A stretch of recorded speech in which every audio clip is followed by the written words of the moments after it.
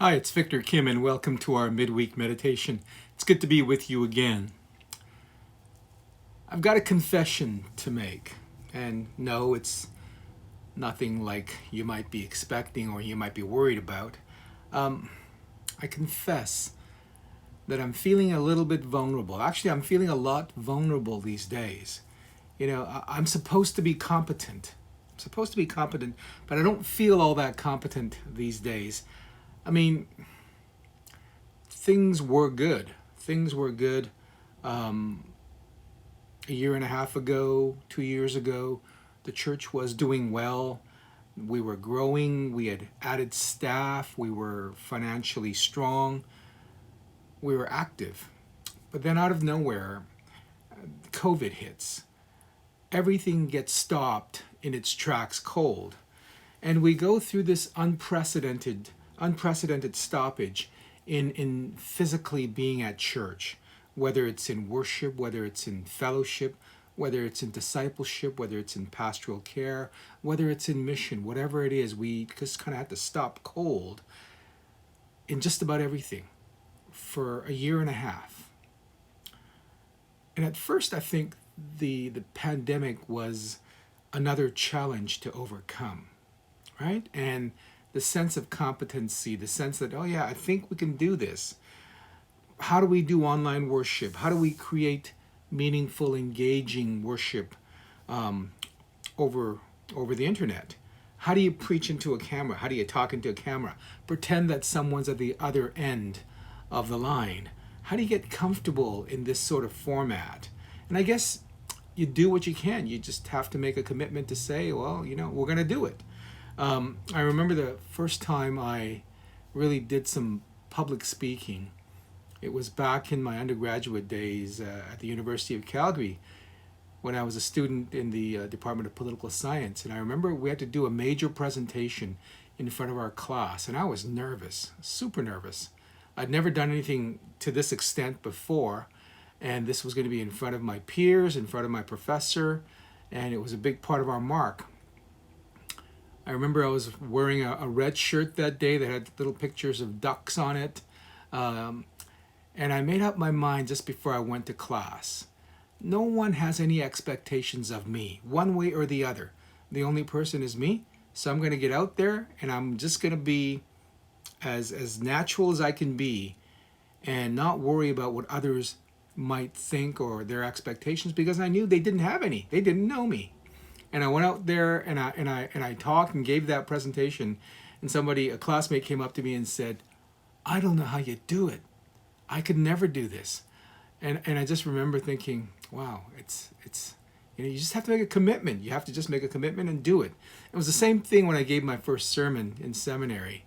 We can get all caught up in this, or we can just go ahead and do it. And I think that's what we did with online worship services as well. We can get all caught up in being weirded out by staring into a camera, not knowing who's watching, or we can just go ahead and do it. And I think we did well. I think we did okay. We had some interesting services, some conversations with interesting people, some interesting themes. We did okay. Our numbers were decent. We felt like we were getting good reach. I think the vulnerability didn't come. Well, I know the vulnerability for me didn't come until later, until much more recently, when we started to plan our return to in-person worship and other in-person church activities. And I knew that our beginnings would be small, that it would start small and hopefully grow stronger, that we'd only begin with a few people, but then as things became more comfortable and stable, as people became more comfortable and things became more stable, that strength would return and we would grow again. But about a month into this, I'm beginning to realize just how truly uncertain and unpredictable all of this is. We know that in our context, certainly within our context, we haven't been through something like this before. And there's really no way of predicting just how things will fall out. I had a conversation with a friend of mine, a fellow pastor, whose context is very, very different from mine, from ours, right? His congregation is a bit of a closed loop. They're a retirement community, people there that are almost entirely older, retired, happily retired, and in a bit of a closed retirement community. And he said for him, the pandemic really hasn't changed much for him or for their congregation. Whether in person or online, that community remained pretty much the same. But I think our context is quite a bit different. Here in Richmond, we live in a community which is in a constant state of change. And in our church here at RPC, we've added a bunch of people over the last 5 years, new people, different people. And now as we think about restarting, as we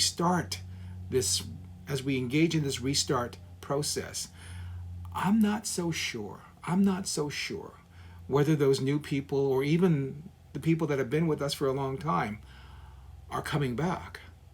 Whether they're coming back now or soon or later or if ever. I know who I see in person at the church, but I'm not so sure who's still watching our live streams.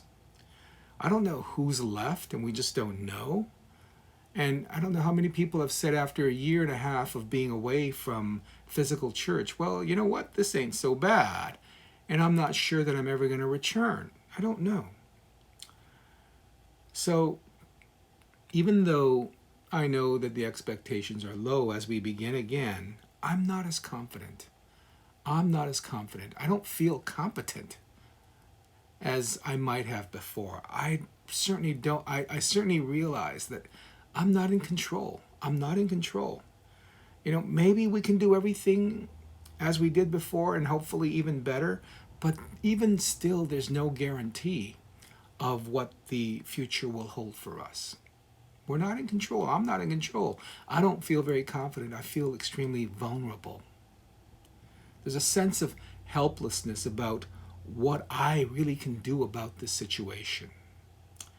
And I guess, in a way, there's a silver lining to all of this, which is that I'm reminded that in ministry, as well as in all of life, ultimately, I'm not the one in control. But I'm dependent. I'm dependent upon God, and I'm dependent upon others. I think the expectation that I've felt is that other people perceive me as being competent and as a leader. I'm supposed to be able to lead, but I'm not always so sure anymore. I'm not so sure about my sense of competency around this context. So I guess my question to myself has been, will this sense of vulnerability help me? And will this sense of vulnerability help us to a better understanding of one another, of one another's vulnerabilities and weaknesses, just as we ourselves are vulnerable and weak? And I think vulnerability teaches me, it reminds me of humility, to be humble before God and to be humble before others. The Apostle Paul talks about vulnerability. He talks about humility before God when he writes to the church at Corinth. In 2 Corinthians chapter 12, Paul writes about appealing to God to remove this thorn in his flesh, right? But he says that the Lord said to him, "My grace is sufficient for you, for power is made perfect in weakness." And so Paul writes, "I will boast all the more gladly of my weakness, so that the power of Christ may dwell in me." I think that verse is a reminder to me that this is a season to live into this weakness, so that the power of Jesus, the power of Christ, may be made more manifest in us, in me. At the end of June of this year, Pope Francis warned Christians and asked Christians whether we want to just go back to doing what we did before, as if the pandemic had not happened, or whether we would understand the pandemic, this crisis, as an invitation to distinguish, discern, and sift between that which is enduring and that which is passing, right? Do we just want to go back to the way things were? Or do we see this as an invitation to distinguish between what is enduring and what is passing? And he says what endures, again quoting Paul, is love, because while everything else passes away, love never ends. Love never ends. So in my vulnerability, in my humility, perhaps what I'm learning is that I need to focus on something closer to the heart, rather than all of these things I'm supposed to be competent in, which I realize I really have no control over. I'm learning that I need to focus on something closer to the heart, which is God's grace made manifest in God's love, even in weakness, especially in our weakness, so that Christ's power may dwell in us. The prophet Micah says it well when he writes, "What does the Lord require of us? To act justly and to love mercy and to walk humbly with our God." My friends, there is still so much we don't know. And we can get caught up, I can get caught up in the unknowability and the lack of clarity. And it can drive those of us who like to be in control, those of us who like to be seen as being competent, being thought of as being competent, who like to think we can solve problems and overcome obstacles. It can, kind of drive us into a bit of a panic.